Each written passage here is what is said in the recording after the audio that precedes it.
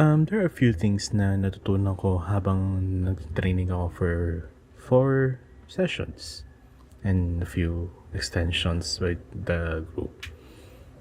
Yan, may spoiler ka na. But anyway, here are a few things. One is, don't expect too much. Kasi any work na ngayon, these days, hindi man ganun ka-guarantee. Kasi there will be times na mare-reject ka. There will be times na wala kang project at all, maybe a few months or so, even a year, depende kung talagang gusto mong pursige. Ihanda mo na yung rejection quote mo. Kasi yan yung makakain mo araw-araw. Naging experience ko din ito nung life insurance. Rejection is going to happen maybe most of the time, but not all the time.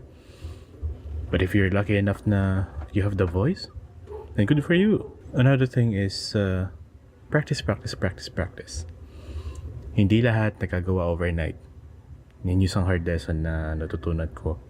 Kasi ilang beses kong uulit ng mga requirements, ng mga assigned tasks para sa'yo. Nagkamali ka, nagkulang ka, o hindi mo lang narinig yung kung ano man yung nasa filter, or nasa pag-edit mo ng